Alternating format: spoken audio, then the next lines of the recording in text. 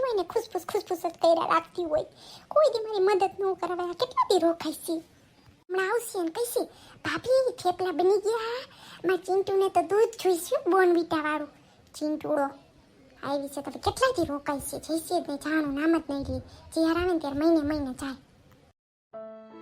એક કામ કરું તો, આઈડિયા કરું તો કાંઈક માંદી થઈ જાઉં નહીં, કાંઈક બહાનું કાઢું કે મને કેળમાં આંચકો આવ્યો છે, કાંઈ એમ કોક મને કેવો પેટમાં દુખ્યા. એવું જ કરીશ, ઉલ્લું બનાવીશ, બધું કામ બે મારી દીકરી પાસે કરાવીશ. ભલે એમ કામ કરતી હું ભૂઈ જઈશ શાંતિથી. જાઉં હવે બહાનું કાઢું પેટમાં દુખવાનું. હું કેસને ખબર ન પડી જાય. સારું અરે જો તો કઈ તાકાત પડે ચોકલેટ ખાય છે ઈ બબલી ડેરી મિલ્ક. મમ્મી શું કરો છો? આ બહુ ક્યાં થાવી ગઈ, જોઈ ગઈ છે તો કે હું ડેરી મિલ્ક ખાઉં છું. કાંઈ નહીં, જો બસ હવે નાવા જાતી હતી. મમ્મી તમારા હાથમાં શું છે? પાછળ પાછળ ક્યાં હાથ રાખ્યો છે? કાંઈ નથી, જો અત્યારે ઉઠીને તો દુખતો તો હાથ એટલે પાછળ રાખ્યો, બીજું કાંઈ નથી. ખોટીની ડોહી જો તો. મમ્મી હું તમારા પાસે એટલે આવી હતી કે મમ્મી તમે જમવાનું બનાવી નાખજો, મને એવું પેટમાં દુખે છે, એવા ઘુમેડી આવે છે ને માથી તો જો ઊભું જ નથી રહેવાતું. જો દવા પીવી જોઈશે, નકર ઝાડા જેવું આજ તો મને એવું લાગે છે, પાણી જેવું હેલું જાય છે. હા તે હું બનાવી જ નાખું, પણ જો મારથી નો કાંઈ થાય હો બટા. મને કેવા જો હાથ તો ચક્કર આવે છે, સી ખબર બીપી લો થઈ ગયું હોય તો, અને હાથ પગ એવા જલાઈ ગયા છે. નકર તો બધું કામ કરી નાખું. આપણે શું આપણા દીકરાનું ઘર છે ને, બીજા ક્યાં કોઈનું ઘર છે. તો ગીતાબેનને કહું બનાવી નાખે. મેં કીધું ગીતાબેન મહેમાન કહેવાય, મેં કીધું એને ક્યાં કેવું. મેં કીધું મમ્મીને કહું તમે બનાવી નાખજો, મમ્મી જમવાનું આવી છે. ચાલો હવે ગીતાબેનને કહું. આજ તો બનાવું જ નહીં કાંઈ જમવાનું. જો ભૂખા રાખું પણ આજ કાંઈ બનાવું નહીં. આમ તો લે બે માં દીકરી એવા ખોટા ખોટા બાના કાઢશે ને, આજ તો કોઈ જ જાવ મુકેશને જે કરવું એને કર. અરે બે માં દીકરીને જો જમવાનું આવ્યું છે. માં અહીંયા ડેરી મિલ્ક સિલ્ક ખાય છે ને આ છોકરી જો હેડફોન લગાવીને કી થાંભળાશ.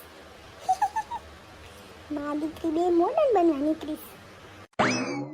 ગીતાબેન, ઓ ગીતાબેન સાંભળો છો?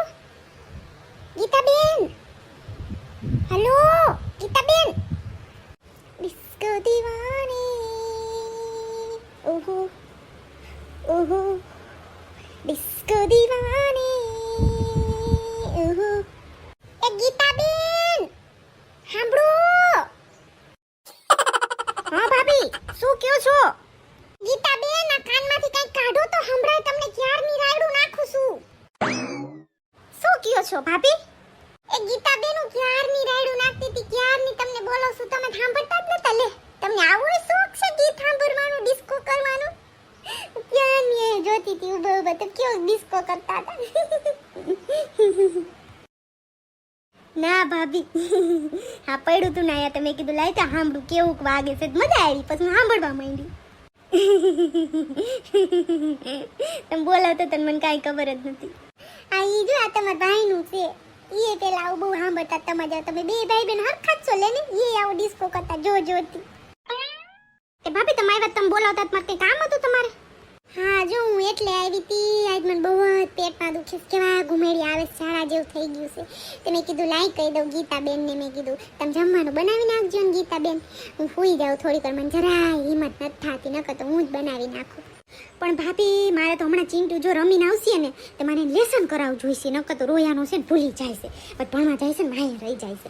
ABCD હજી કીધું નહીં, શીખવાડું છું ને તો આજ શીખવાડું તો કાલ પાછું ભૂલી ગયું, એટલે મારે રોજ એને હોમવર્ક તો કરાવવું જ પડે.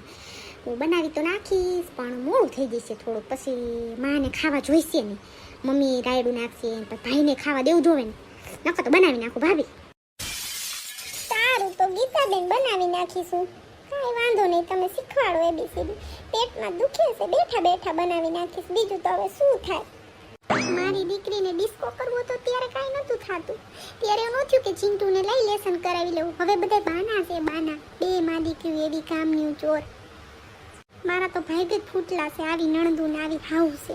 કેવી હોય નણંદુ ને હાવ તો